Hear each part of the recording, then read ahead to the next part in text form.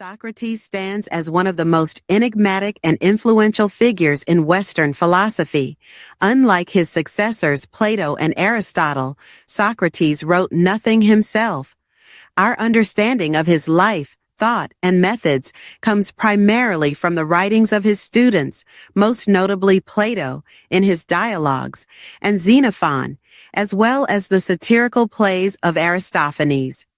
Despite the lack of his own writings, his profound impact on ethical thought, epistemology, and the very method of philosophical inquiry is undeniable, making him a pivotal figure in the intellectual history of the West. Socrates lived in Athens during its golden age, a period of immense cultural, political, and intellectual flourishing. He was the son of Sophroniscus, a stonecutter or sculptor, and Phainarete, a midwife. He served as a hoplite, heavy infantry soldier, in several Peloponnesian war campaigns, demonstrating considerable courage and endurance. Physically, Socrates was described as unattractive, with a snub nose, bulging eyes, and a stout build, a stark contrast to the idealized beauty often associated with Athenian culture. However, his intellectual and moral character captivated many, especially the youth of Athens. He spent his days in the agora, marketplace, and other public spaces, engaging citizens in philosophical discussion, rather than lecturing or charging fees like the sophists of his time. This unconventional approach, coupled with his critical questioning, eventually led to his downfall. In 399 BCE, Socrates was brought to trial on charges of impiety, asabeia, specifically corrupting the youth and not believing in the gods of the state, but introducing new divinities. Despite a powerful defense, as depicted in Plato's Apology, he was convicted by a narrow margin and sentenced to death by drinking hemlock. His refusal to escape, adhering to his principles of obedience to the laws of Athens, further cemented his legendary status as a martyr for philosophy. Socrates' philosophical vision was fundamentally ethical and epistemological, centered on the idea that virtue is knowledge and that an unexamined life is not worth living. Socrates believed that no one knowingly does evil. If a person truly understands what is good, they will inevitably act in accordance with that good. Vice, therefore, stems from ignorance. This implies that moral education is essentially intellectual education. By gaining true knowledge of what is just, courageous, pious, and wise, individuals will naturally become virtuous. The ultimate goal of human life for Socrates was eudaimonia, evdaimonia, often translated as flourishing, or human well-being, which he saw as inextricably linked to living a virtuous life. Inspired by the Delphic maxim, Socrates emphasized the critical importance of introspection and self-examination. He believed that true wisdom begins with recognizing one's own ignorance. This pursuit of self-knowledge was not merely an intellectual exercise, but a moral imperative, leading to a better understanding of one's own soul and its proper care. His famous declaration, "The unexamined life is not worth living," encapsulates his belief that a life lived without critical reflection on one's beliefs, values, and actions is a life devoid of true human purpose and dignity. Philosophy, for Socrates, was this very act of critical examination. Socrates' primary work was his method of inquiry, known as the Socratic Method or elenchus, a form of cooperative argumentative dialogue between individuals based on asking and answering questions to stimulate critical thinking and to draw out ideas and underlying presumptions. Socrates would engage individuals, often prominent Athenians, politicians, poets, or craftsmen, in conversations about abstract concepts like justice, piety, courage, or beauty. He would begin by asking a seemingly simple question, often feigning ignorance, Socratic irony, to elicit a definition or statement from his interlocutor. He would then proceed to ask a series of further questions, revealing contradictions, inconsistencies, or inadequate assumptions within the initial statement. Exposure of ignorance.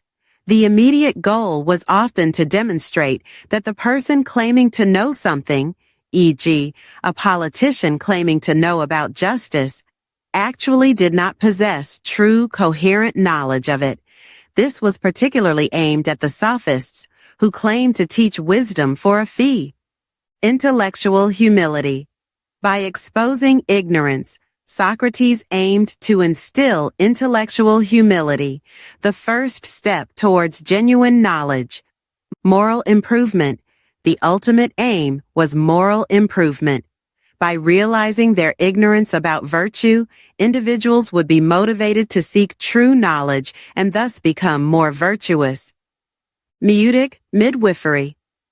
Aspect. As his mother was a midwife, Socrates likened his method to midwifery, helping others give birth to their own ideas, even if those ideas turned out to be flawed.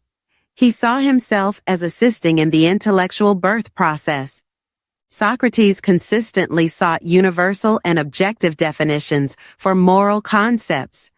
He believed that if one could precisely define justice, for example, then one would truly understand it and could act justly. This quest for universal definitions laid groundwork for later philosophical inquiry. Socrates' contributions to philosophy are immense and foundational, despite his lack of written works. He shifted the focus of philosophy from cosmological speculation, pre-Socratic concern with the nature of the universe, to human ethics and the question of how one ought to live.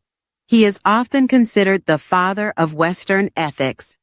His insistence on the connection between virtue and knowledge laid the groundwork for subsequent ethical theories. The Socratic Method is a cornerstone of critical thinking, emphasizing rigorous questioning, logical analysis, and the identification of fallacies. It remains a powerful pedagogical tool in law, philosophy, and education. He demonstrated the importance of examining assumptions and seeking coherent, well-reasoned arguments. Socrates placed unprecedented emphasis on the care of the soul, psyche, as the most important human endeavor. For him, the soul was the seat of intelligence and character, and its well-being was paramount to a good life. This focus profoundly influenced Western thought on individuality and inner life. His greatest legacy is undoubtedly his profound influence on his student Plato, who immortalized Socrates in his dialogues. Through Plato's writings, Socratic ideas became central to the development of metaphysics, epistemology, political philosophy, and ethics.